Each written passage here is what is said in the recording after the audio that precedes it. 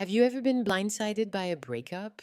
One moment, you're making plans for the future, texting goodnight, dreaming together, maybe even thinking this is it. Then suddenly, nothing. He pulls away. The affection stops.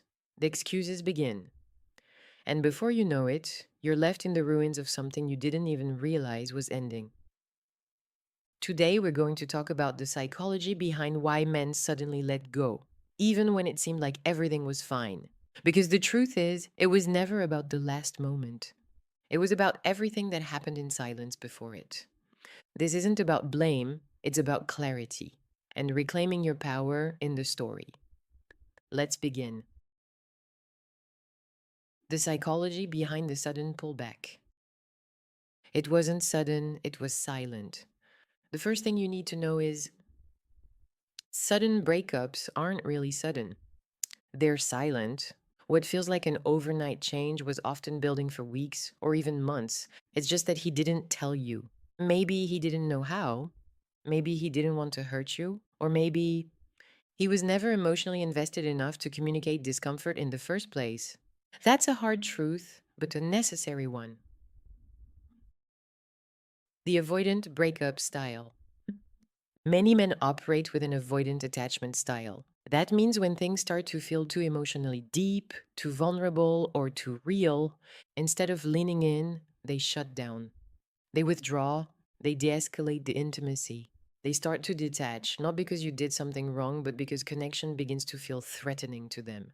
So, what you experience as a sudden breakup might just be him finally acting on the emotional disconnection he's been sitting in quietly. Men don't break up when they're done. They break up when you're about to notice. Here's a sobering truth that most women aren't told. Many men don't end things when they first start to feel unhappy. They end things when you're about to notice.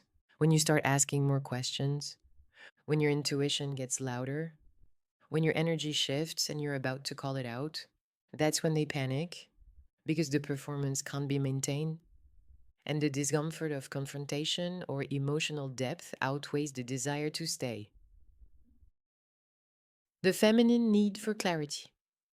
As women, we crave understanding. We want answers, closure, explanations that make sense. Because if we can understand why it ended, we feel like we can protect ourselves from feeling that pain again. But here's the hard part. Sometimes there is no satisfying explanation, not because you weren't worth one, but because he lacked the emotional language to give you one. He exited immaturely because he was emotionally unequipped to do it with honesty. He checked out before he left. The placeholder effect. Sometimes a man stays with you longer than he wants to, not because of love, but because of comfort. Maybe you made life easier. Maybe you gave him emotional security without requiring him to show up fully. He didn't choose you actively, he kept you passively. That's called the placeholder effect. You were there to fill a role while he figured out who he was, or until something disrupted the convenience of it all. It hurts, I know, but this doesn't make you disposable. It just means he never learned to value things beyond ease. The signs were there, but you wanted to believe. Most women say they didn't see it coming. But the truth is, you did. You noticed the drop in affection, the conversations that felt hollow, the growing silence when you opened up emotionally.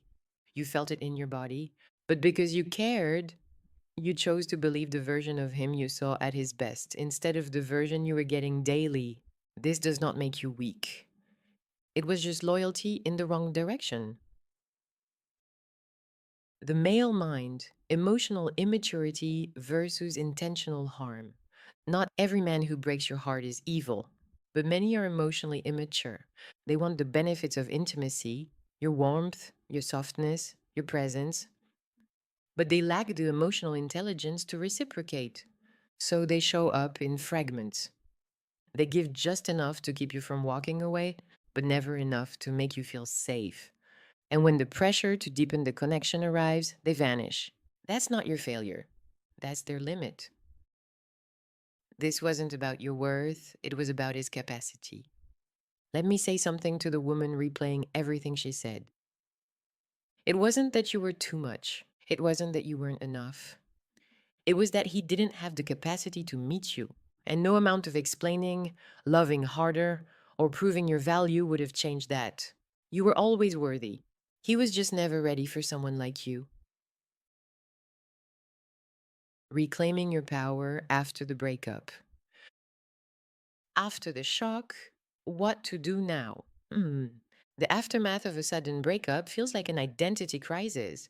You start to question everything. Was I enough? Did I miss a sign? Did I love too hard? But here's what I want you to know: healing doesn't come from understanding him, healing comes from remembering you. You don't have to make it make sense to move forward. You just have to decide that your peace is worth more than an answer from someone who couldn't give you clarity when it mattered. The psychology of feminine detachment. Detachment isn't cold, it's not revenge. Feminine detachment is soft, it's silent self respect. It's waking up and choosing to no longer be available for confusion. It's trusting that someone who let you go without care, without clarity, without closure was doing you the most sincere favor.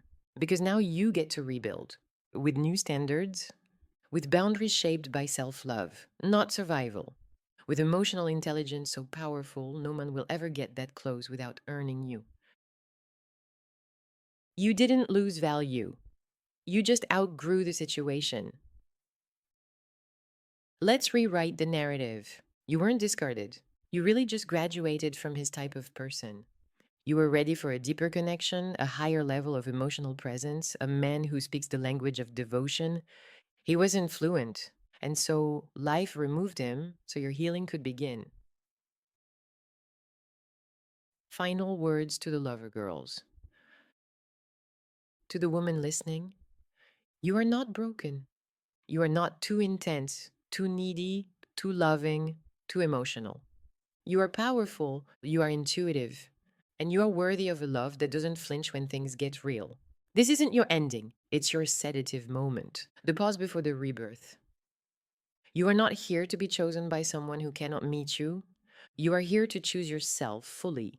And from that place, everything changes. If this video spoke to you, please subscribe. You'll get weekly insight into feminine power, the psychology of love, heartbreak, and healing. This is Love a Girl Sedative, and your power starts with remembering who you are.